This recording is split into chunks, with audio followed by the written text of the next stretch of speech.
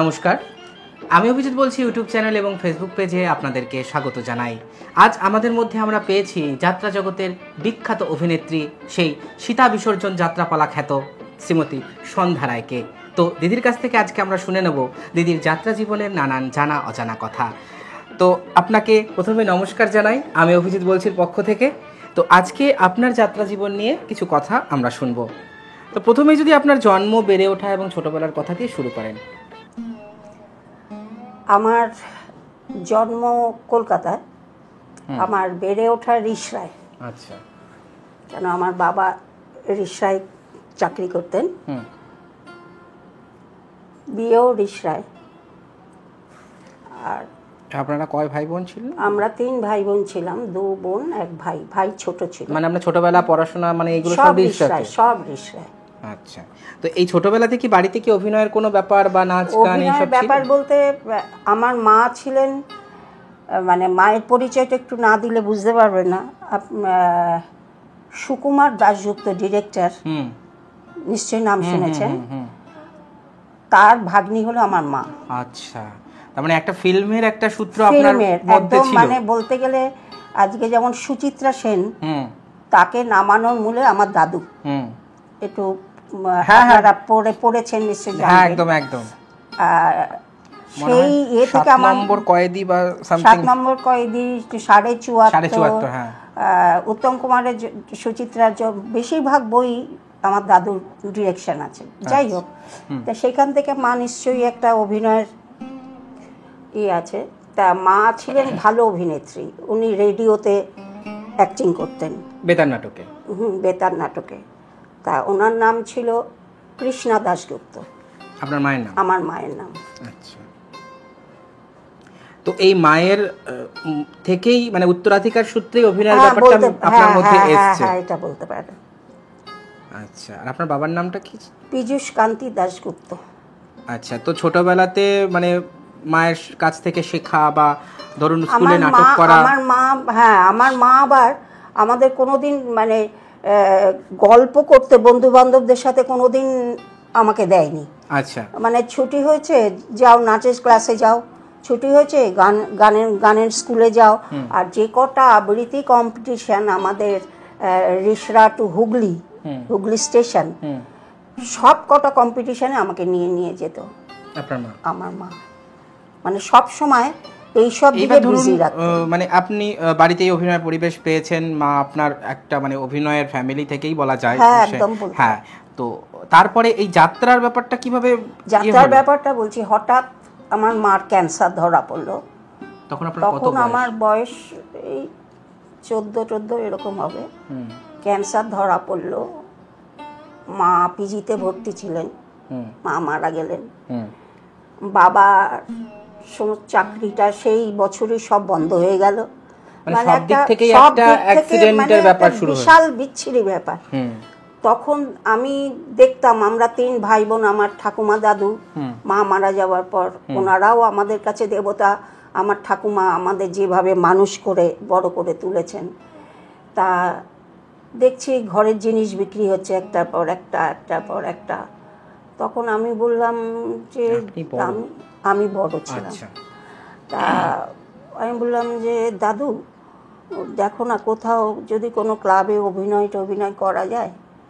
তখন দাদু খোঁজ নিয়ে দেখলো মাহেশে, শ্রীরামপুর মাহেশে, ওখানে খোঁজ খবর নিয়ে বললো নিয়ে আসবেন। তখন তো আমাকে দাদু শাড়িটা, সেখানে কি ওটা কি মানে যাত্রার কোনো গ্রুপ নাকি নাটক? গ্রুপ। আচ্ছা, মানে অপেশাদার দল আর কি? অপেশাদার। তারপরে সেখানে গিয়ে দেখি এই লতাদি সেখানে অভিনয় করছেন। আর ওখানে গিয়ে লতা দেশাইকে প্রথম দেখলেন? হ্যাঁ। আচ্ছা। তা ওখানেই অভিনয় শিখে শাড়ি টাড়ি পরে বড় হয়ে যেতে হতো। একদম। তা ওখানে একটি পয়সা, অরুণ বরুণ, কিরণমালা এইসব করেছি। করার পরে একটা গ্রুপ থিয়েটারের সাথে যোগাযোগ হয়। আমাদের এখানে রিষড়ায় জয়শ্রী মিল আছে, ওখানে ওদের একটা গ্রুপ আছে নাটকের। ওরা দিল্লি, নাগপুর, হেনা তেনা সব কম্পিটিশনে করে। ওই এদিকে নাটকও করতাম, এদিকে অ্যামেচার যেটা বোধা বাংলা ভাষা বলে, অ্যামেচারও করতাম। এখানে মৌহা ভট্টাচার্য, আমি, লতাদি, হ্যাঁ এরকম। তারপরে লিলি চক্রবর্তীর মা দীপালি দি, এনারা সব আসতেন। আচ্ছা। আমি তখন ছোটখাটো ভূমিকায় অভিনয় করতাম। করতে করতে লতাদি বলল, পেশাদার দলে যাবি?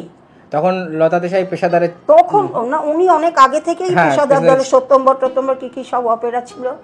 তা যাই হোক, আমি বললাম যে সেটা আবার কি? বলছে চল আমার সঙ্গে। তা আমাকে নিয়ে গেল সেই একটা দলে, সেই দলে একটা বাচ্চা মেয়ের দরকার ছিল। তা নিয়ে যাওয়ার পরে দেখছি বাবা সবাই চারিদিকে আসন পেতে বসে আছেন, মানে একটা যেন মনে হয় মন্দির। হ্যাঁ, কল্যাণী নবকুমার আর তার অপোজিটে কল্যাণী ঘোষ। রিহার্সাল হচ্ছে, আমাকে ডাকলেন, ডেকে বললেন এইটা পড়ো তো আবৃত্তি 4টে লাইন। তখন তো আর এমনি হতো না। বললো যে আপনার অডিশন নিচ্ছে। হ্যাঁ, বলছে যে না ঠিক আছে, তাহলে লতাদিকে বললো যে তাহলে তুমি নিয়ে এসো। আমি বলছি লতাদি এগুলো কি? এগুলো তো বাবা, এ তো দম আটকে আসছে রে, আমি করবো না বলে চলে এসেছি। তারপরে আনন্দলোক অপেরায় লতাদি বলছে আমি আছি, তো জামাইবাবু আছে, চল, কোনো চিন্তা নেই। সে তো নিয়ে গেল। সেখানে গিয়ে দেখি পরিচয় করিয়ে দিয়েছেন অশোক কুমার, অভয় হালদার, বটু দা, তারপরে ঠাকুরদাস মিত্র, এরকম সব 7-8 জন মানে বসে আছেন। এবার তখন তো আপনি জানেন না যে এরা কারা? কিছুই জানি না, আমি কিচ্ছু জানি না। আমাকে নিয়ে গেছে, আমি গেছি, দেখি সমীর দা ঢুকেছে, সমীর মজুমদার। সে বছরে কি পালা ছিল? সে মানুষের অধিকার। আর ওইটা আনন্দলোক না, আনন্দ মেলা। হ্যাঁ, আনন্দ মেলা। আনন্দলোকে মীনাক্ষী দে আর দিজুদা। ওটা ছিল মানুষের অধিকার এবং ধনরাজ তামা। ওইটা আমার ফার্স্ট ইয়ার। আচ্ছা, আনন্দ মেলা দিয়ে আপনার শুরু হলো। একদম। তো আনন্দ মেলা দিয়ে আপনার প্রথম পেশাদার যাত্রায় সন্ধ্যা রায়ের এন্ট্রি। হ্যাঁ, তো তারপরে সন্ধ্যা রায় না, তখন আমি গোপা রায়। হ্যাঁ, সেটা আমি আসছি সেই কথাটা পরে। তো আপনার আসল নাম গোপা। এই সন্ধ্যা নামটা কোথা থেকে এলো এবার বলছি। হ্যাঁ, এটা বলুন। এইটা হয়ে গেল, এটা তো প্রথম বছর। দ্বিতীয় বছর এই দলের মালিক চন্দন মিত্র ছিলেন।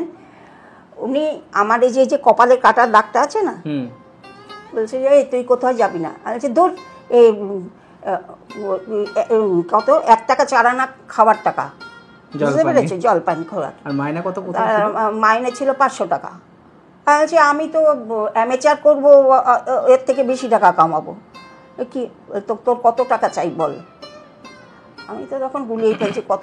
5000 টাকা চাই। বলে তাই চাই, তাই দেবো তো। চন্দন মিত্র বলছে। চন্দন মিত্র তখন বলছে আমি দেবদাস করব, তোকে আমার চাই।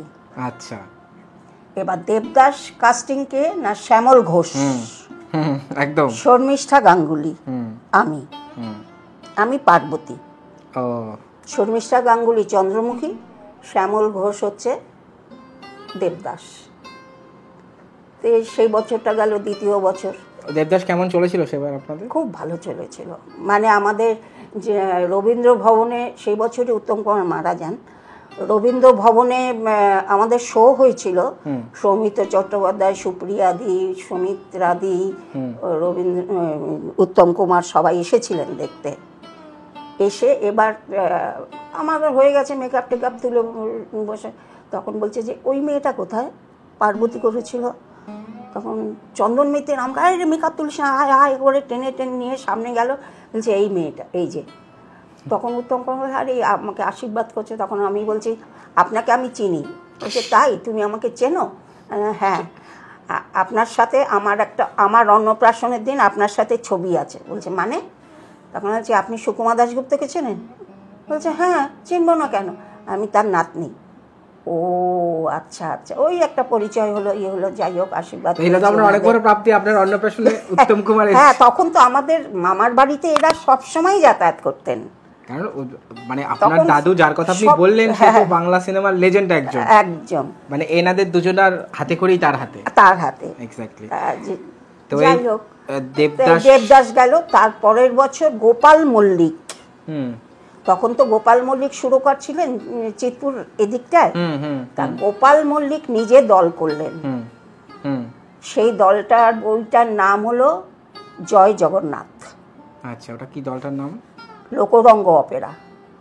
হ্যাঁ জয় জগন্নাথে অভিনয় করলেন আপনি। তারপরে সেখানে ওই তোমার পূর্ণেন্দু শেখর বন্দ্যোপাধ্যায়, তারপরে প্রশান্ত পাল, সুজাতা বোস, তারপরে কল্পনা দি, মীনাক্ষী দে, তারপরে শ্যামল ঘোষ, আমি তখন মানে কেউ না আর কি, এদের মধ্যে আপনি তখন কেউ হচ্ছেন আস্তে আস্তে।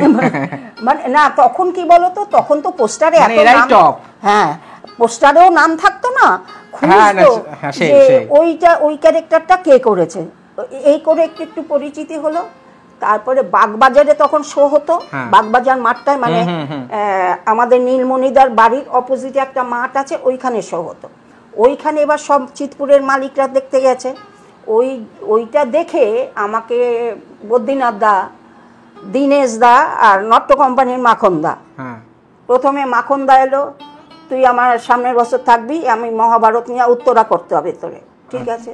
আচ্ছা দীনেশ দা, তারপরে আনছি আমি তো মাখন দাকে, আরে ওসব আমি বুঝে নেবো, তুমি সই করতো, সই টই করলাম আর কি, বিনাদি ছোটবেলাটা, আচ্ছা ঠিক আছে করবো। তারপরে দেখি গাড়ি হাজির আমার বাড়ির সামনে, মানে বাপের বাড়ি রিসরা, সেখানে নির্মল দা, বদ্রীনাথ দার বউ, আলটিমেট শেষ পর্যন্ত আপনাকে বদ্রীনাথ দি, আমি বললাম যে আমার পুলিশ কেস হয়ে যাবে, অমুক হবে, আমার সই করা আছে, বলছে কিচ্ছু হবে না, আমি বুঝেন। ওই হলো প্রতিমা। মানে যে বছর জ্যোৎস্না দত্ত গুরুদাস ধারা ছাড়লেন আপনি, আমি ঢুকলাম। এবার আমি যখন ঢুকলাম, আমি কে চিন্তা করতে পারো, কোথায় জ্যোৎস্না দত্ত আর আমি আর তাপস কুমার তো ওই দলের পুরনো আর্টিস্টই ছিলেন, আগে তো করেছেন, উনি তো একচেটিয়া ওখানেই, আর আমি গেলাম নতুন। তাপস কুমার দেখতে গেলে শিল্পীদের তো অগ্রগামীর ঘরের লোক ছিল, প্রোডাকশনে করেছেন, ওই ঘরের লোক, আমি গেলাম নতুন। এবার ওখানে তো প্রতিমা হলো শুরু। এবার 1984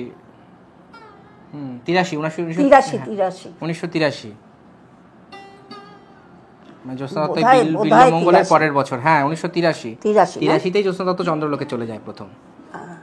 তা ওইখানে প্রথম বছরে প্রতিমা ছিল, প্রতিমা আর বাদশাহজাদি জাহানারা, মানে ওই জ্যোৎস্না দত্তের শাহজাদি জাহানারাটাকে আমরা এখানে বাদশাহজাদি জাহানারা করলাম। ওইটা খুব একটা চলেনি। জ্যোৎস্না দত্তের ছাড়ার পরে শিল্পী তীর্থের হিট পালায় প্রতিমা ছিল। তো প্রতিমার কেমন যশ হয়েছিল, মানে দর্শকের রেসপন্স কেমন ছিল? মানে আজকে বলতে গেলেও মানে লাগে, শো শেষ হয়ে যাবার পর। তখন আপনার বয়স কত যখন প্রতিমা করছেন? তখন প্রতিমা করছি 27-28? না অত হয়নি, আরো কম, 23-24 হবে, ওই রকম হবে। তা যখন প্রতিমা করছি, বিশ্বাস করো অভিজিৎ, ওই রকম প্রডিউসার যে হতে পারে, যে আমি কি করব, আমার 12টা সিন 12খানা বেনারসি এলো। গরানহাটায় তখন অর্ডার দিয়ে সব প্রডিউসাররাই গয়না বানাতেন, তা আমাকে এমনভাবে সাজানো হলো, নির্মলদার ডিরেকশন, আর তোমার লেখাও তো বোধহয় নির্মল মুখোপাধ্যায়, মানে রচনা নির্দেশনা দুটোই নির্মলদার। একটা সিনেমা হল বুক করে নির্মলদাকে দেখানো হলো, আমরা কজন গেছিলাম প্রতিমাটা। তা ওইটা দেখার পরে নির্মলদা আমাদের এই বইটা লিখলেন। মানে এটার মধ্যে সিনেমার প্রভাবটা একদম ওই ছবিটাই পুরো ওইটাই, তারাশঙ্করের তো আমার পলাশ বন্দ্যোপাধ্যায়ের কাছে গিয়ে পারমিশনটা নিয়েছিলেন ওনারা। আচ্ছা। তা তারপরে সেই প্রতিমা হলো বিশাল, মানে প্রথমে বদ্রীনাথ বাবুকে, মানে আমার বাবা যদি বলা হয়, বাবার পরে আমি ওনাকে স্থান দিই। মানে আজকে যাত্রা সন্ধ্যা রায় হয়েছে, তার জন্য বদ্রীনাথ শীলের অবদান অনেক, সম্পূর্ণ বদ্রীনাথ শীল। তো এই প্রতিমা থেকে তখন আমার নাম দিল যে তোর নাম গোপাল চলবে না, সন্ধ্যা রাখতে হবে, ওই সন্ধ্যা রায়। তো ওই প্রতিমা থেকেই তাপস কুমারের সঙ্গে আপনার জুটিটা শুরু হলো? হ্যাঁ ওই জুটি শুরু হলো। তো প্রতিমা থেকেই তাপস কুমারের সঙ্গে আপনার জুটিটা শুরু হলো, তারপর আপনারা একটানা 3-4 বছর বোধহয় শিল্পী তীর্থে একসাথে অভিনয় করলেন? না, শিল্পী তীর্থে না, প্রতিমার পরের বছর চলে গেলাম জয়ার সংসার, মানে কার্তিক সামন্ত জগৎজয়ী অপেরা, হ্যাঁ নতুন দল করলেন। আমরা বললাম ওই সাইক্লোরামা তো আমরা করি না, জানি না, তা বলছে নতুন দল করব। তারপরে জয়ার জয়ার সংসার, যে আপনাদের দুজনের যে ছবিটা আছে হ্যাঁ, তা ওইখানেই তোমার কাঞ্চি মানে কাকুলি চৌধুরী আজকের, তারও ওখানে এন্ট্রি হলো প্রথম। তো জয়ার সংসারও তো ভীষণ হিট করেছিল, সে বিশাল হিট করেছিল, 185 না 86 পালা হয়েছে। তখন তো এরকমই হতো, 180-82 কমে কোনো পালা হতো না। আর তখন তো ফ্রি শো বলে কিছু জানতাম না আমরা, সব চ্যারিটি একদম। তো সেই সময় মোটামুটি কত লোক হতো আপনাদের? আমাদের এক একটা প্যান্ডেলে আমাদের ডাবল শো করতে হয়েছে, এমনও দিন গেছে। হ্যাঁ, একদম একদম। হ্যাঁ, তা কম করে ধরো 20-22 হাজার কিছু লোক, মানে মানে সেই সময়, মানে নাম আমি বলছি না, কিছু অভিনেতা অভিনেত্রীরা তারা যে শীর্ষে, একটা নতুন মেয়ে ঢুকেছে, সেই সময় অনেকের জেলাসের কারণ হয়ে গেছিলাম। সে তো স্বাভাবিক। এইটা আমি কখন বুঝতে পারলাম, আমাদের দুলেপাড়ার দুর্গা, পরের বছর প্রভাসে গেলাম, এইটার পরে গেলাম সীতা বিসর্জন, আবার শিল্পীতে গেলাম। হ্যাঁ, সীতা বিসর্জনের পরে গেলাম প্রভাস অপেরা, দুলেপাড়ার দুর্গা, ভালোবাসা ভালোবাসা, নিউ প্রভাস। সীতা বিসর্জনের কথা যখন উঠলোই, তো সীতা বিসর্জন আপনার ক্যারিয়ারের সব থেকে হিট যাত্রাপালার মধ্যে একটা, মানে দর্শকের মধ্যে যে প্রভাব পড়েছিল, সব থেকে বলবো না, প্রতিমাও মুছতে পারিনি, আজও লোকের বলে সীতা বিসর্জনও মুছতে পারিনি। সীতা বিসর্জনের কথা একটু বলুন। সীতা বিসর্জন মানে এটা দুলেন্দ্র ভৌমিকের গল্প। এটা শুনে মনে হয় যে এটা বোধহয় পৌরাণিক কাহিনী, কিন্তু আদৌ এটা পৌরাণিক কাহিনী নয়। বদ্রীনাথদাকে অনেকে বলেছিল এই যে সীতা বইটার নাম নীলকণ্ঠ, পালাকার তো সত্যপ্রকাশ দত্ত, হ্যাঁ লিখেছিলেন, সত্যপ্রকাশ দত্ত, গল্পটা দুলেন্দ্র ভৌমিকের গল্প। তা বদ্রীনাথদা বলেছিল আমি সীতা বিসর্জন নামই দিমু, কারণ নামটা তো রূপক। তখন বললো যে পৌরাণিক পালা লাগছে, অনেকে বললো লাগুক, আসলে দেখলে বুঝতে পারবে, ঠিক। তা যাই হোক, ওনার হলো সীতা বিসর্জন। ওই বছরই আমি, অপর্ণা সেন আর শাবানা আজমি, আমাদের এই তিনজনের যাত্রা থেকে ডাক পড়েছিল দিল্লিতে। তিনজনের যাত্রা থেকে ডাক পড়েনি, মানে আমার যাত্রা থেকে ওনারা মানে বাংলা সিনেমা একজন যাত্রায়, ওটা ওই critics choice, all India circle critics choice award, আমার ঠিক মানে অপ্সরা পুরস্কার। হ্যাঁ, তা যাই হোক, দিল্লিতে ওখানে ডাক পড়েছিল, কিন্তু তারপরেই আমাদের অ্যাক্সিডেন্ট হলো শিল্পীদের। এইটার বছরে, যে বছরে প্রবাসে গেলাম, সেই বছরও তো অ্যানাউন্সমেন্টটা হলো যে আপনারা পেয়েছেন। যেমন উত্তম কুমার স্মৃতি পুরস্কার আমাদের স্টারে এসে ওনারা দিয়ে গেছিলেন, আমাদের এই দুলেপাড়ার দুর্গা ওপেন হচ্ছে সেদিনকেই ওনারা এসে দিয়ে গেছিলেন। কিন্তু দিল্লিতে আমাদের ফোন করেছিলেন, আমাকে যেতে বলেছিলেন, করেছিলেন, কিন্তু মানে আপনি কি আর দিল্লিতে যেতে পারেননি শেষ পর্যন্ত? প্রাইসটা নিতে যেতে পারিনি। আচ্ছা,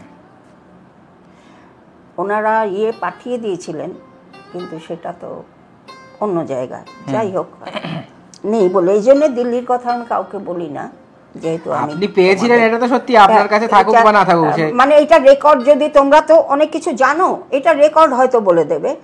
তা যাই হোক, সে বছর, তারপরের বছরই দুলেপাড়ার দুর্গা আর ভালোবাসা ভালোবাসা চারিদিকে শো হচ্ছে।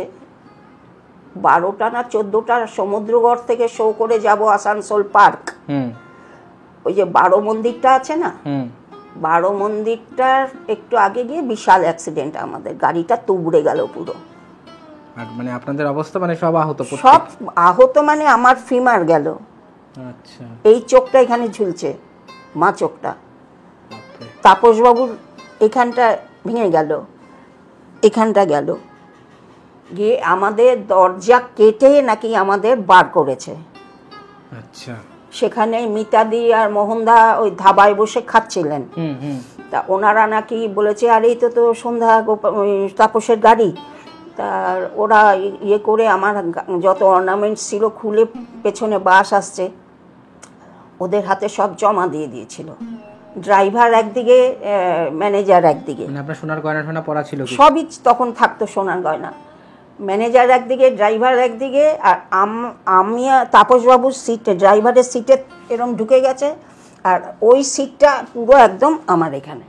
আর এই যে সাইডে যে কাঁচ ছিল, মানে বেঁচে যাবে এটা মানে ওই কেউ ভাবেনি যে বেঁচে না না না না না না। তারপরে ধাবার লোকেরা নাকি দরজা কেটে পুরো আমাদের হসপিটালে রয়েছে সামনে বর্ধমান হাসপাতাল, ওখানে হাসপাতালে নিয়ে যাওয়া হলো। এবার সেখানে সবাই আসা যাওয়া, বিশাল তোমার প্রেসের লোক, অমুক তমুক সবাই। তারপরে তো তারা যাত্রা বন্ধ, আপনার তো রিকভার করতে অনেক দিন, টোটালি 1 বছর তো পুরো। 1 বছর কি। তারপরে ওইখান থেকে যখন একটু জ্ঞান এলো, আমার বাবা দেখতে গিয়ে আমি চিনতে পারলাম আমার বাবা। তখন আমি বললাম, বাবা আমি এখানে থাকবো না, আমাকে অন্য জায়গায়। তখন বাবা আমাকে আর তাপসবাবুকে নিয়ে অন্য ইয়েতে নার্সিংহোমে বেলভিউতে আমাদের রাখলেন। ওখানে ট্রিটমেন্ট করে ভগবানের মতো ডাক্তার পেয়েছিলাম। আমার এখানে কোনো প্লেট বসাতে হয়নি, কোনো কিছু হয়নি। ও মানে একটা বাইরের পদ্ধতিতে আমার এই হাতটা এতখানি ফাঁকা ছিল, বুঝতে পারছো সেটাকে, মানে ও বিশাল বিশাল ইয়ে। তারপর তো আপনি ভাবেননি যে আপনি আর কোনোদিন আসরে ফিরতে পারবো বলে তো চিন্তাই করতে পারিনি। তখন যখন আবার ফিরে এলাম ওই প্রভাসেই, সোনাগাঁয়ের সোনামে, নির্মলদার বই। আচ্ছা। তারপরে সেখানে তখন অনেকের মুখে শুনতে পারলাম, এই যে তোমাদের গাড়ির ড্রাইভার চেঞ্জ করা হয়েছে, অমুক হয়েছে, তমুক হয়েছে, এটা সমস্তটাই পরিকল্পনা একটা ছিল। আচ্ছা, তার মানে কি কোনো অদৃশ্য শক্তি তাপস কুমার সন্ধ্যারায় জ্যোতিকে সরিয়ে দিতে চাইছিল? একদম একদম। মানে ধরো আপনারা কি প্রতিহিংসার শিকার হয়েছিলেন? একদম। যাই হোক, এইটা এবার তাদের ব্যাপার, তাদের। আমরা কোনো কিছু বলিও নি কোনোদিন, কোনো এইটা নিয়ে কিছু করিও নি।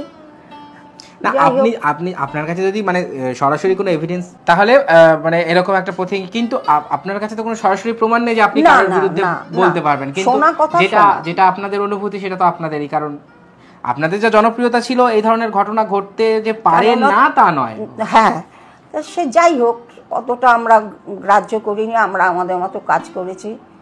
কিন্তু ভগবানের অশেষ কৃপা আপনাদেরকে আসলে আবার ফিরিয়ে দিয়েছে। এইটাই আমি মানে ঈশ্বরকে বারবার বলি, যে আমি যে ফিরে আসতে পারবো, অভিনয় করতে পারবো, এটা আমি কোনোদিন ভাবতে পারিনি। সেই তো তারপরে আর কোন কোন দলে, মানে এই তার অ্যাক্সিডেন্ট থেকে ফিরে এসেও তাপস কুমারের সাথে অনেকদিন কাজ করেছেন? হ্যাঁ হ্যাঁ হ্যাঁ হ্যাঁ, তাপস কুমারের সঙ্গে অনেকদিন কাজ করেছি। তারপরে তোমার উনি অসুস্থ হয়ে গেলেন, আমি একা কাজ করতে আরম্ভ করলাম। মানে এই যাত্রার ইতিহাসে যদি জুটিদের নিয়ে কথা বলা যায়, তো সেক্ষেত্রে সন্ধ্যারায় তাপস কুমার জুটির কথা আসবে। সবাই বলতো উত্তম সুচিত্রা। মানে আসলে কি বলতো, তখন এই সব ব্যাপার না আমি সত্যি বুঝতাম না। দেখতে খুব সুন্দর, হ্যাঁ খুব সুন্দর ছিল, এবং উনি ছিলেন মানে অভিনয়, তুমি মানে আমাদের আক্ষেপ, আমাদের তখন তো আমি তো জানতামই না, এনারা তো জানতেন, এনারা কেন রেকর্ড করেননি, কেন তোমরা যদি শুনতে তাহলে বলে এটা কি সিনেমায় অভিনয় হচ্ছে না। এটা আমি শুনেছি অনেকে, যে উনি কতটা লাইভ অভিনয় করতেন এবং মানে ন্যাচারাল অ্যাক্টিং যাকে বলে। উনি তো দিল্লির মানে ওখানেই তো অভিনয় নিয়ে মানে পড়াশোনা করেছেন। উনি ন্যাশনাল স্কুল ড্রামা থেকে বিশাল বড় মাপের অভিনেতা ছিলেন, বিশাল বড় মাপের। তো ওই রকম বড় মাপের অভিনেতার কোনো মূল্যায়ন কি হয়েছে ওনার লেভেলে? আজ অবধি হয়নি। এই প্রথম ব্যক্তি, আমি ক্যামেরার সামনে দাঁড়িয়ে বলছি, প্রথম ব্যক্তি তুমি এলে, তুমি বললে। সেই তো তারপরে এবার উনি অসুস্থ হয়ে গেলেন, বা তারপরে আপনি আপনার মতন কাজ করছেন এবার সেই। আর কোন কোন দলে কাজ করলেন তারপরে? তো একটার পর একটা তোমার ওখান থেকে বেরিয়ে আমি এলাম তোমার ইয়ের দলে, বিজয় দাসের দলে, শিল্পী তীর্থ, তারপরে লোকবন্দনা। তার আগে তো পান্না চক্রবর্তীর সঙ্গে করলেন। পান্না চক্রবর্তীর সাথে করেছি তোমার একটু সিঁদুরের জন্য একটা বছর, সেটাও ছিল তোমার এই আনন্দ মেলা, আনন্দ লোক। সেখানে বকাইদা ছিল, আমি ছিলাম, পান্নাদা ছিলেন, তাপস কুমার ছিলেন। এই যে এই বকাইদার কথা বলছেন অরুণ মুখার্জি, তো এনার সাথে অভিনয়ের অভিজ্ঞতা কেমন? তো মানে যাত্রার একজন মানে কি বলবো, বিদ্রোহী নায়ক বলা চলে। বিদ্রোহী নায়ক। তা ছন্দাদি ছিলেন। আচ্ছা, হ্যাঁ। তো ওই বছর একটু সিঁদুরের জন্য জ্যোতির্ময়দার লেখা, জ্যোতির্ময় দেবী। হ্যাঁ হ্যাঁ হ্যাঁ হ্যাঁ, ওই বছর কাজ করেছি, আর তারপরের বছর তোমার ওই পান্না চক্রবর্তী মহাভারতের অগ্নিকন্যা, এই দুটো বছর কাজ করেছি ওনার সাথে। এই যে দিগ্বিজয়ী অপেরাতে, যে দিগ্বিজয়ী অপেরায় এই যে পৌরাণিক পালা, এবার আমার তো সমস্তটাই সামাজিক, পৌরাণিকের জানি না তো। তো ওইটা কি প্রথম? ওইটা ফার্স্ট।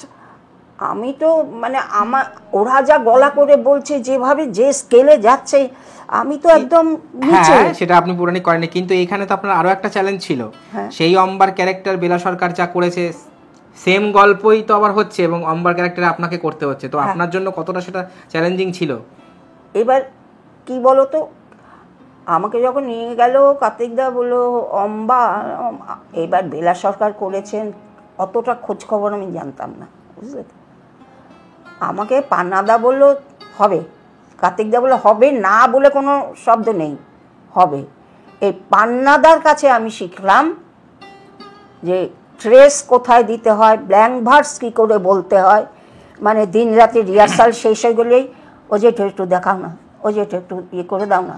তাহলে আপনার ব্ল্যাঙ্ক ভার্সের গুরু পান্না চক্রবর্তী? একদম, মানে পৌরাণিকের গুরুই পান্না চক্রবর্তী। আমি নিজের কানকেও বিশ্বাস করতে পারি না। আপনি কতটা ভাগ্যবান ওরকম একজন মানুষ। ভাগ্যবান বলতে সত্যিই ভাগ্যবান। তারপরে এই মহাভারতের অগ্নিকন্যা বা দিগ্বিজয়ী অপেরায় কাজ করা, মানে অনেক ঔন্নাসিক মানুষজন বলেন যে দিগ্বিজয়ী অপেরা যাত্রা রক্ষণশীলতাকে ধ্বংস করেছে, কিন্তু যে জনপ্রিয়তা আপনি দেখেছেন দিগ্বিজয়ী অপেরা, তাতে কি আপনার মনে হয় যে সত্যি যাত্রা রক্ষণশীলতা ধ্বংস? অ্যাক্টিং করতে গেলে মানে জোর লাগবে, অতগুলো স্টেজে অ্যাক্টিং জানতে হবে, যাত্রা রক্ষণশীলতা তাহলে 4টে স্টেজ কভার করা, অত 6টা 7টাও ছিল, 4টে কি বলছি, আপারে দুটো, এপাশে একটা এপাশে একটা, মাঝখানে আবার এপাশে একটা এপাশে একটা। সেটা চমক হোক বা গিমিক হোক, যাই হোক, কিন্তু দর্শক তো নিয়েছিল মানে আমি সন্দীপদা নিজে আমাকে বলেছে, টাইটানিক দেখতে গেছি, আমার এই বইটা দেখতে গেছে সন্দীপদা, হ্যাঁ, বলছে আমি সিগারেট নেভাবার ভুলে গেছি, মানে মহাভারতের অগ্নিকন্যা। আবার এমনও হয়েছে, কার্তিক সামন্ত আমাকে ওখানে, কার্তিক সামন্তের সঙ্গে আমার একটা ট্রাসেল হলো শেষের দিকে, যে 5 বছরের সাইন করা। আমি বললাম না, আমি 5 বছরে করব না। যাই হোক, এই নিয়ে প্রহরী অনেক, মানে আপনার অনেক বিচার আচার হলো, আমি করব না। তখন আমি কি করলাম, বেরিয়ে চলে এলাম ওখান থেকে। বেরিয়ে চলে আসার পরে মেদিনীপুরে আমাকে না জানিয়ে ওখানে একটা শো করা হলো। ওরা ভাবলো আমার তো সাইক্লোরামা, মেকআপ করে দেবো। এবার আমার কাছে যখন খবর গেল 1 ঘন্টা লেট, আমি তখন গয়েশপুরে থাকতাম, গয়েশপুর থেকে গাড়ি ছুটিয়ে যাচ্ছি, তখন দেখি আগে তো 45 মিনিটের নৃত্য সব হতো, তারপরে 2-1টা সিনের পরেই অম্বার ঢোকা ছিল, যতদূর মনে পড়ছে। অম্বার ফার্স্ট এন্ট্রিতেও নাচের একটা মেয়েকে কস্টিউম পরিয়ে তুলে দিয়েছে, দুটো জায়গা। তারপরে গুনগুন হয়েছে, কোথায় সন্ধ্যা রায়, কোথায়, সে তো ঠিকই। তখন নাকি কার্তিকদা ওই মেয়েটাকে সঙ্গে সঙ্গে চাদর চাপা দিয়ে, তখন তো গাড়ি দাঁড়িয়ে থাকতো, গাড়ির মধ্যে তুলে ড্রাইভারকে বলছে নিয়ে চলে যা, বলছে সন্ধ্যা রায় অসুস্থ হয়ে গেছে, বলে যাত্রা করতে হবে না। এটাই ছিল সন্ধ্যা রায়ের ক্রেজ। মানে জানি না কি, এটাই তো, দর্শক যদি যাত্রা থামিয়ে দেয়, যেখানে সন্ধ্যা রায় নেই, যাত্রা করতে হবে না, সেটা তো অবশ্যই। তাহলে পান্না চক্রবর্তীর কাছ থেকে অনেক কিছু আপনি শিখেছেন, মানে আপনার অভিনয়ের গুরু বলা যায় পান্না চক্রবর্তীকে। যেমন আমার যাত্রা জগতের যা শিখেছি অভিনয়, আমার গুরু সমীর মজুমদার অভিনয়ের, আর পৌরাণিক যা শিখেছি সব হলো পান্না চক্রবর্তী। তো আজকের দিনে সেই ব্ল্যাঙ্ক ভার্স কোথায় হারিয়ে গেছে? আজকের দিনে সেটা অপ্রাসঙ্গিক, কিন্তু যাত্রার মানে আদি অভিনয় পদ্ধতি বলতে যা বোঝায়, বা যাত্রার ডায়লগ থ্রোয়িং বা যাত্রার সংলাপ, সেটা তো ব্ল্যাঙ্ক ভার্সই যাত্রার ইয়ে। তো তারপরে এই 1998-95 পর থেকে এই পর্যন্ত, তারপরে তাপসবাবু মারা যাওয়ার পর থেকে তারপরে আমি একা যাত্রা জগতে এলাম। সেটা হলো বউ কিনেছি রথের মেলায়, মানে সুভাষদার দল, লোকবন্দনা। আচ্ছা, ওখানে সেই বছর পেলাম সুকুমার দার লেখা, সুকুমার রায়ের লেখা ওখানে পেলাম তোমার এই পুরস্কারটা জ্যোতিবাবু বুদ্ধ বাবুর কাছ থেকে, মানে ওই বছরের সেরা অভিনেত্রী। হ্যাঁ হ্যাঁ, এটা হলো সেরা অভিনেত্রী, মানে যাত্রা সেই বছরের প্রোডাকশনে সেরা অভিনেত্রী হয়েছিলেন। আমি পেয়েছিলাম 7খানা পুরস্কার, আমার দল পেয়েছিল সে বছর। আচ্ছা।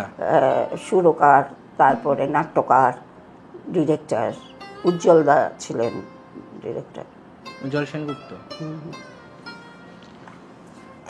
তারপরে তোমার মুখার্জির কাছে গেলাম, মুখার্জির কাছে বসুন্ধরা যাত্রা সংস্থা, ডি মুখার্জির দল। হ্যাঁ, ডি মুখার্জির প্রথম বছর গেলাম লালগড়ের লাল বাদশা, কৌশিক আমি। তারপরের বছর মুখার্জির দলেই আশ্রানী, তাপস পাল, আমি, আশ্রানী, তাপস পাল, আমি, শক্তি কাপুর, দুটো দল করেছিল। শক্তি কাপুর বাংলা আমার মা, আশ্রানী তাপস পাল হলো মামা ভাগ্নে। আচ্ছা। ওখানেই 3 বছর ছিল।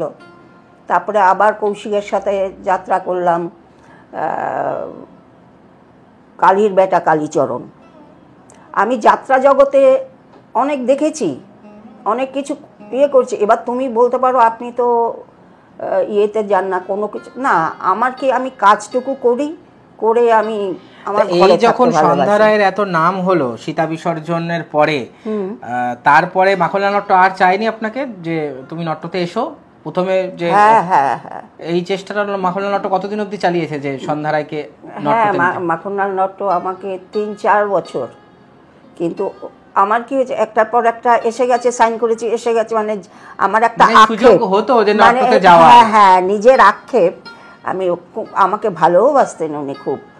তা যাই হোক, তা এই কৌশিকের কথা না বললে নয় যাত্রা জগতে। কুমার কৌশিক। ও আচ্ছা, কুমার কৌশিক, সেটা বলুন। হ্যাঁ, এই কৌশিকের কথা না বললে নয়। একে আমি দেখেছি, এ যারা যোগ্য, যাদের মধ্যে এতটুকু করার ক্ষমতা আছে, তাদের মাথা তুলে রাখ। আজকে হয়তো কৌশিকের নামে অনেকে অনেক কথা বলছে, অনেক সংগ্রাম করেই নায়ক হয়েছিল, অনেকে অনেক কথা বলেছে, শুনেছি। লাস্ট ডে অবধি আমি ওর সাথে ছিলাম, কৌশিকের সাথে। তখনও সর্বশান্ত, তখনও ছিলাম। তা যাই হোক, ওর মতো মানে সিনিয়রকে শ্রদ্ধা ভক্তি কাকে কি করতে হয় ওর কাছে শিখতে হবে। আচ্ছা। আমি ওর কাছে যথেষ্ট পেয়েছি, মানে 1000 লোক দাঁড়িয়ে থাকলে সেখানে যদি আমার মুখটা দেখতে পেত, ও ছুটে গিয়ে আমাকে আগে প্রণাম করতো। সে তো ঠিকই। আর কোনো সিন করে সন্ধ্যা দিই, দেখতো ঠিক আছে তো, বলতো এটা ঠিক করলাম তো, দেখ তুই কী করলি, মানে আমার বাড়িতে চলে আসা, আমার ইয়েতে, মানে একটা এমনি তো খামখেয়ালি ছিল, মানে সত্যি, মানে আর্টিস্ট হিসেবে সম্মান, সিনিয়রদের, হ্যাঁ, আর সিনিয়রদের সম্মান করা, মানে ওর কাছ থেকে শিখতে হবে অনেকের। তাহলে এখনো তো আপনি অভিনয় করছেন যাত্রাতে? এখন করছি, চালিয়ে যাচ্ছি। হ্যাঁ, না যে দেখুন, শরীর যতদিন দেবে ততদিনই চালিয়ে যেতে হবে। কারণ শিল্পীদের, হ্যাঁ, এটা যেমন টাকা ইনকাম সেই ব্যাপারটা তো আছেই, কিন্তু তার সাথেও শিল্পীর মনের খিদেটাও সেই ব্যাপারটা। শিল্পী যতদিন সক্ষম থাকবেন ততদিন সে সেই শিল্পের সঙ্গে যুক্ত থাকবেন, সেটাই তো কাম্য। যে আপনি এখনো মানে করে যাচ্ছেন, আরো করে চলুন, সেটাই চাইবো। করবো যতক্ষণ। দেখো, আমরা কি বলতো, আগেকার দিনে তো আমরা একটু সম্মানের ভিখারি। হ্যাঁ, সে তো অবশ্যই, সে তো অবশ্যই সম্মানের ভিখারি। হ্যাঁ, লড়ার ক্ষমতা নিয়ে লড়ো, একদম একদম একদম। হ্যাঁ, কিন্তু যাই হোক, ওই সব সম্মানের কথা যখন বললেন, তখন সম্মান বা পুরস্কারের ব্যাপারটা যদি একটু বলেন। দেখুন, একজন শিল্পীর কাছে দর্শকের ভালোবাসাটাই তো সবচেয়ে বড় পুরস্কার। তার থেকে বড় পুরস্কার কোনো টাকায় মেলে না, কিন্তু তাও তো কিছু মানে পুরস্কারের ব্যাপার থাকে। তো তেমন কোনো উল্লেখযোগ্য পুরস্কার যা আপনি পেয়েছেন, সেগুলো যদি কিছু একটু উল্লেখ করেন। তো দিল্লিতে পেয়েছিলেন, সে যাই হোক, একটা অন্য ব্যাপার। তারপর আপনি সেরা অভিনেত্রী হয়েছিলেন এই ইয়ের জন্য, বউ কিনেছি রথের মেলায়। তারপরে আপনি উত্তম কুমার স্মৃতি পুরস্কার পেয়েছেন। তথ্য সংস্কৃতি দপ্তর থেকে বীণা দাশগুপ্ত স্মৃতি পুরস্কার দেওয়া হয়েছে আপনাকে বোধহয়। না, এইটা কার গো? ওটাই তো উত্তম কুমার ছবি। বীণা দাস। হ্যাঁ, ওই তো বীণা দাশগুপ্ত স্মৃতি পুরস্কারের ওইটা তো বীণা দাশগুপ্ত স্মৃতি পুরস্কারেরই। তো আর এমনি কোথাও যাত্রা করতে গেছেন, সেখানে কোনো মেডেল বা সেই ধরনের, যখন আপনাদের জুটি পুরো বাংলা কাঁপাচ্ছে? এবার তখন কি বলতো, কেউ হয়তো আবেগের বশে একটা চাদর নিয়ে উঠলো। না, এমনও শুনেছি অসীম কুমার বলেছেন যে একজন বয়স্ক মানুষ সে লাভের ডগা পর্যন্ত এনে জ্যোৎস্না দত্তকে দিয়ে গেছে যে তুমি নিও। মানে এই ধরনের ঘটনা কিছু অনেক ঘটেছে। প্রতিমা লাস্ট করে বেরোতে শুয়ে, মানে ডেড বডিটা বার করে নিয়ে সবে রেখেছে, লাস্ট রেখেছে, দেখি মেয়েদের ভিড়। আচ্ছা, কি না, প্রতিমার পায়ে একটু জল ঢালবো। হ্যাঁ, এইগুলো তো মানে শুনে আমি অবাক। হ্যাঁ, তারপরে যেমন বউ কিনেছি রথের মেলা, একটা সিন ছিল, বাচ্চা ছেলেটাকে নিয়ে ভিক্ষা করা, ছেলেটাকে শুয়ে আঁচল পেতে ভিক্ষা করা, আঁচল তো ভরে যেত টাকাতে। সেই বছর আমি সারা সিজনে বোধহয় 55,000 টাকা না কত হাজার টাকা ইয়ে করেছিলাম, শুধু ভিক্ষার পয়সা। বাপরে, ওই সিনে কি কোনো গান ছিল? হ্যাঁ, গান তো ছিলই, প্রদীপদার। মনে আছে সেই গান? না গো। তাহলে এমন এইটা একটা ঘটনা গেল, যেটা মানে বললেন যে আপনার পায়ে জল দেওয়ার জন্য, বা এই ধরনের আরো কোনো ঘটনা মনে পড়ে যেগুলো আপনার মনকে আজও দোলা দেয়, যে যেগুলো আপনি ভুলতে পারেন না, যে মানে দর্শক এমন ভাবে মানে আপনাদের অভিনয়? যেমন এই তো অম্বা করে বেরোনোর সময় খুব প্রবলেম হতো, মানে গাড়ি স্টার্ট দিয়ে দাঁড়িয়ে থাকতে হতো, মেকআপ সমেত গাড়িতে উঠে যেতে হতো। অম্বাকে দেখার একটা চাহিদা, ওই পান্নাদা বললো মেকআপ টেকআপ তুলবি না, টুক করে বেরিয়ে যাবি। এরকম বড়রা যারা ছিলেন, হ্যাঁ, আমাকে এরকম অনেক, যেমন জয়ার সংসারেও তাই, এরকম অনেক, মানে কেউ চাদর নিয়ে গেল মা আমার কাছে, এটা কেউ 10 টাকা নিয়ে গেল, এইটা আমি দিতে চাই, এইগুলো তো আছে, ছিলই আবেগটা। আপনি আসাম কাছাড়ের দিকেও তো গেছেন শো করতে? হ্যাঁ, দেবদাস করেছি যখন আনন্দলোকে, তারপরে তখন তো কেন মুখার্জির দলে আশ্রানী, তাপস পাল, শক্তি, তখন ওদিকে গেছেন, শক্তি কাপুর, হ্যাঁ, ত্রিপুরা, আগরতলা, গুয়াহাটি, সমস্ত। ওইদিকে তাপস কুমার সন্ধ্যারায় জুটির কেমন? না, আমাদের অত দূর যেতে হয়নি, বদ্রীনাথে যাবো কেন। আচ্ছা, আমার যখন এইদিকে হইতেছে ওইদিকে যাবো। আমি বর্ধমানেই বেশি যাইনি, মানে রানীগঞ্জের যে বেল্ট, সেখানে মানে এইদিকে যদি সে বছর হয়েছিল 185 পালা, বোধহয় 50 পালা ওদিকে করেছিলাম কিনা। আমি তো হাওড়া, হুগলি, বর্ধমান, বা বর্ধমানের এই দিকটা বলছি, পূর্ব বর্ধমান, এখান থেকে তো নিষ্কৃতি পাচ্ছি না। এক্স্যাক্টলি, অন্যদিকে জেট দেওয়া যাচ্ছে না, জানো কেন? সেই, আর ওনার তো নদিয়া জেলার মধ্যে অনেক প্রচুর জায়গাতেই শো করে। নদিয়াও অত হয়নি, যত হয়েছে হাওড়া, হুগলি, পূর্ব বর্ধমান। আচ্ছা, বুঝতে পেরেছো? এইগুলো মানে একেবারে 3-4 কিলোমিটার অন্তর অন্তর অন্তর অন্তর হয়েছিল। তার মানে জ্যোৎস্না দত্তকে সরিয়ে দেওয়ার পর মানে আপনাদের নিয়ে উনি যশের মুখ দেখেছিলেন? সেটাও খুব কঠিন। ওনার মতো প্রডিউসার বলছে আমাকে, নায়ককে বলেছে পশ্চিম মেদিনীপুর, মানে আর এদিকে হাওড়া, হুগলি, বর্ধমান, আমি শুনেছি 4টে জায়গা নাকি, বলছে আমাকে 4,000 টাকা দেবে। 4,000 টাকা করে 4টে জায়গা থেকে বায়না করেছে। এবার ওই দল যখন শেষ হয়েছে তখন 45,000, মানে তখন তার রেট ওই 4 থেকে 45 উঠে গেছে, মানে ও আস্তে আস্তে বাড়িয়েছে রেটটাকে জনপ্রিয়তার নিরিখে। বাপরে, এইটা তো মানে তখনকার দিনের 45,000 বিশাল ব্যাপার। আজকের দিনে টাকার অঙ্ক আমি মেলাতে চাইছি না, তখনকার দিনে 45,000 মানে 84-85, অনেক বড় ব্যাপার। তো সেই সময়ে আপনি তো অনেক জুনিয়র ছিলেন, যাই হোক, তো সেই সময়ে স্টলওয়ার্ড যারা শিল্পী ছিলেন তাদের সঙ্গে আপনার না খুব ভালোবাসতেন। আমার একটা এই আনন্দলোকেই একটা, তখন তো মীনাক্ষী দি, কল্পনা দি, এরাই তো সব, একটা সাইড রোল, একটা ঝিয়ের ক্যারেক্টার। তখন আমি ঝিয়ের ক্যারেক্টার করবো, তারা পুরো জয়া ভাদুরীকে তুলে ধরবো। আমার চুল ছিল লম্বা, এরকম কাপড় পরে খুব ছটপটে, ক্যারেক্টারটা খুব ভালো। এবার যাত্রার শেষে আমাকে বলছে ওই মেয়েটাকে ঠাকুরদাস মিত্র আর দিজু ভাওয়াল, এই দুজনে আমাকে অন দ্য স্টেজ নিয়ে গেলেন। এই হলো সেই মেয়ে। একজন এনে ঠাকুরদাস মিত্রের সঙ্গে কাজ করেছেন। ঠাকুরদাস মিত্র, ফিরোজাবালা দেবী, তুমি বলো না, মান্না দে আমার গানের সুর দিয়েছে তখন শিল্পী তীর্থে, মান্না দে আর শ্যামল মিত্র, আর তোমার সুখেন দাসের দাদা কি অজয় দাস, বাদশাহজাদি জাহানারা অজয় দাস, মহেন্দ্র গুপ্ত বাদশাহজাদি জাহানারা ডিরেক্টর। তাহলে আমি খুবই সামান্য কিছু জানি না, কিন্তু এদের মানে সান্নিধ্য আমি পেয়েছি।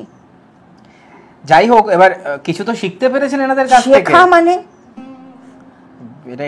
তখনকার সত্যি কথা, এত মানে ভালোবাসতেন, এত কেয়ার করতেন। অশোকদা এত বড় টপ তো তখন, আর তখন তো বাসে যাওয়া সবাই, টপ সবাই বাসে। এবার অশোকদা ট্রান সাজানো থাকতো তো ওপরে, আর আমাদের সিট এখানে নিচে এদিকে।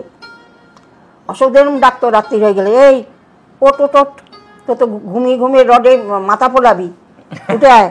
এবার অশোকদা ওই এরকম ওপরে হ্যান্ডেল থাকে না বাসে, ওই ট্রাঙ্কের ওপরে বসে হ্যান্ডেলটা এরকম ধরতো আর বলছে তুই এখানে শুয়ে পড়, কোনটা পড়বে গো, সেটা ঠিক ওনারা করেছেন। তো এবার আপনি বললেন যে কাকুলি চৌধুরীর যাত্রা শুরু হয়েছিল আপনার, হ্যাঁ সে বছর ও ফার্স্ট ইয়ার। সেই কথাটা একটু বলবেন, মানে তখন কাকুলি চৌধুরী জুনিয়র সবে ঢুকেছিলেন, ওনার মাও বোধহয় ছিলেন সেই বছর। হ্যাঁ ওনার মা ছিলেন, উনি ছিলেন। আচ্ছা, যাত্রায় ঢুকেছেন। হ্যাঁ বুঝতে পেরেছি। হ্যাঁ এটা কাকুলিদি কমেন্টেও বলেছে, এটা আগেও উনি সাক্ষাৎকারে বলেছিলেন। তো এখন আপনি কোন দলে অভিনয় করছেন, মানে এই বছর? আমি এখন মেদিনীপুরে। আমি গত বছরও ছিলাম মেদিনীপুরে। তো গত বছর আপনাদের কত পালা শো হয়েছিল? গত বছর হয়েছিল 170। আচ্ছা, তো এই বছরে আপনার পালার কি নাম? এই বছরে আমার পালার নাম হচ্ছে বউ রেখেছি মাথায় করে, মা পথে ভিক্ষা পাবে। মায়ের রোলটা আপনি করছেন? আচ্ছা। এই বছর আমি মানে এদের যার সাথে আছি, গত বছরও ছিলাম ভেলকি, এই একটা মেয়েকে দেখেছি আমি, যে এত কেয়ার করে, এত সম্মান করে। অবশ্যই, হ্যাঁ ও সিরিয়ালেরই মেয়ে, কিন্তু জানি না, ওর সঙ্গে আমার বঙ্গভূমি থেকে ফার্স্ট ইয়ার পরিচয়, কিন্তু তারপর থেকে ও আমাকে ছাড়তে চায় না। আচ্ছা, এত সম্মান, এত কেয়ার। এক দেখেছি মুনকে, মানে তাপসী মুন, প্রচন্ড সম্মান পেয়েছি তার কাছ থেকে, প্রচন্ড কেয়ার পেয়েছি। আর দীপিকা, এরা এখনকার মেয়ে হতে পারে, কিন্তু ওরা সিনিয়রদের কিভাবে সম্মান করতে হয় এরা জানে। তো এদের এই তিনটে মেয়েকে আমি কোনোদিনও ভুলতে পারবো না। তো ভবিষ্যতে যাত্রাতে যে সমস্ত অভিনেতা অভিনেত্রী আসতে চাইবেন যাত্রায় অভিনয় করার জন্য, তাদের প্রতি সন্ধ্যার কি বার্তা থাকবে? বার্তা আমি কি বলবো বলো তো, আমরা যেটা শিখেছি, টপ ডিরেক্টর আলাদা, ডান্স ডিরেক্টর একজন, সুরকার একজন, গীতিকার একজন। আর এখন তো আমরা গিয়ে দেখছি একজনই সব, এখন একজনই সব স্পেশালিস্ট হয়ে যাচ্ছে, একজনই সব। তা আমি যে নতুন, আমি কি শিখবো? আগে তো 7 দিন শুধু বসে রিহার্সাল হতো, মুখ উচ্চারণ কোথায়, কমা কোথায়, ফুল স্টপ কোথায়, দাড়ি কোথায়, কি এটা মুখ মিল 7 দিন। আর এখন তো 21 দিন টোটাল রিহার্সাল কমপ্লিট করতে হবে। এতটাই ফারাক হয়ে গেছে। এখন প্রডিউসারদেরও চাপ আছে, জানি না, নিশ্চয়ই কোনো ইয়ে আছে, আর্টিস্টেরও কিছু ইয়ে আছে। যাই হোক, যারা এসেছো যাত্রাকে ভালোবেসে, আমার মনে হয় থাকলে অনেক অনেক তোমরা শিখতে পারবে, অনেক দর্শকের সামনাসামনি যেতে পারবে, যেটা তোমরা ক্যামেরায়, আজকাল বেশিরভাগই তো ক্যামেরা থেকে আসছো, আমরা ক্যামেরার লোক নই, আমরা জানি না। ডায়লগ 2 লাইন গান, এটা আপনাকে শোনাতেই হবে, আমার আবদার। যাত্রার গান না হলেও হবে। তো আমরা এখন দিদির কাছ থেকে ওনার সেই বিখ্যাত শিল্পী তীর্থের সীতা বিসর্জন যাত্রাপালা থেকে একটা সংলাপ দিদি আমাদেরকে শোনাবেন। দেখো এত বছর পর বলতে বলছো, না ভুল হবে, আপনি এখন না, ভুলের থেকেও এখন তো আমি একেবারে বয়স্কা, তাতে কি হয়েছে? এখন তো সেরকম না, তবু যতটুকু মনে পড়ছে আমি তোমাকে বলছি। সীতা বিসর্জন ছিল ভাই বোনের ব্যাপার, দাদা আর বোন, নিশ্চয়ই নীলকণ্ঠ তোমরা জানো। তা যাই হোক, ফার্স্ট সিন দাদা ওই তোমার ওই সোনাগাছিতে এসেছে একজনের সন্ধানে। সেখানে এই মেয়েটি হাতে সিগারেট নিয়ে ঢুকেছে। ঢুকে ও দেখেই ভাবছে এটা খুব চেনা লাগছে ভদ্রলোককে, কি দাদার মতো লাগছে, কি দাদা। হাঁ করে তাকিয়ে আছে। তখন ভদ্রলোক বলছে, আচ্ছা অমুক কি ঢুকেছে এই গলিতে? তখন আমার একটা সংলাপ ছিল, আরে বসবি তো, চল না, এত ভ্যানদারা মারছিস কেন? জানিস না এটা কী জায়গা? এখানে কোত্থেকে এসছিস? কে ভাই? বসবি তো, চল আমার বিছনায় চল, এত টাকা লাগবে, নাহলে এখান থেকে ফোট। এরকম একটা সংলাপ ছিল। সে তো অবাক, সে ভদ্রলোক। এরপরেই যখন আসা যাওয়াতে পরিচয় হলো, এ হলো সত্যি ওর বোন, এ হলো দাদা। তখন ওই একটা গান ছিল রবীন্দ্রসঙ্গীত, সেই গানটা গাওয়ার পর তখন বলছে, হ্যাঁ তুই আমার সেই বোন, তুই আমার সব। গানটা কি গান ছিল? কি গাবো আমি, কি শোনাবো, আজি আনন্দ এই রবীন্দ্রসঙ্গীতটা ছিল। তা যাই হোক, হয়ে যাওয়ার পরে তারপরে বলছে, তখন মেয়েটার ক্যান্সার ধরা পড়েছে, ডাক্তার বলে দিয়েছে আর বেশি দিন বাঁচবে না। তখন সেই মেয়েটা বলছে, দাদা দেখা হলো যখন, এত বছর পর আমাকে চিনতে পারলি? আজকে তোরা সবাই আমাকে বাড়িতে নিয়ে যাওয়ার জন্য এসেছিস, আমি কি করে বাড়ি যাব রে? আমার একটা পা তো অন্য জায়গায়। বলছে, না আজকে দশমী, আজকে তোকে যেতেই হবে রে। দশমী যেমন মা, বলছে মা কোথায় যায় জানিস না? আজকে দশমী, সত্যি আজকে তো বিসর্জনের পালা, তাই না রে দাদা? আমার কাছে একবার আসবি, আমাকে পুরনো নাম ধরে ডাকবি, আমি তোর সেই বোন, বল না একবার চিৎকার করে আমি শুনি। এ কি বলছিস লতা, তুই আমার বোন, দেখ আমি শুধু না, আরও ভাইরা এসছে। এরকম একটা বাজে জায়গায় সবাই তোরা চলে এসছিস, আমি এখন কি করবো রে বলতে পারিস? আমার খুব বাঁচতে ইচ্ছে করছে রে দাদা, আমার খুব বাঁচতে ইচ্ছে করছে,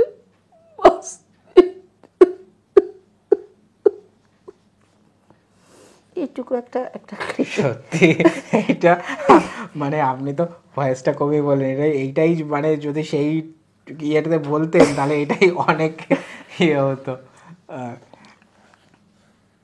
তো আর কি কোনো কিছু আর মানে আছে অনেক, আসলে এখন হয়েছে কি এই বছর পরের বছর ভুলে যায়, মনে থাকে না, সেই মনে থাকে না। তো আর এমন কিছু, মানে আমরা একদম শেষ দিকে চলে এসেছি, তো এমন কোনো কথা আমার দর্শকদের জন্য যদি আপনার মনে হয়, যদি আপনি বলেন, বা আমার কাজ সম্পর্কে আপনার যা বক্তব্য। হ্যাঁ, আমি এই কথাই বলবো, আমি আজকে ভীষণ ভীষণ আনন্দ পেয়েছি যে আমার এই অভিজিৎ ভাই, একমাত্র একেই আমি দেখলাম সমস্ত আমাদের মতো, আজকে আমরা নগণ্য জঘন্য, আজকে আমাদের যা পজিশন, যেভাবে আছি মার্কেটে, তা এদের মতো মানুষদের উনি খুঁজে খুঁজে খুঁজে খুঁজে বার করছেন এবং তাদের সাথে সাক্ষাৎ করছেন, তাদের তুলে ধরছেন, এবং সে তুলে ধরা কমেন্টসগুলো আমি পড়ি, তো সবাই তাদের কথা বলছে, সবাই আমি ওকে আশীর্বাদ করব এই কাজটা যেন ও চালিয়ে যায়,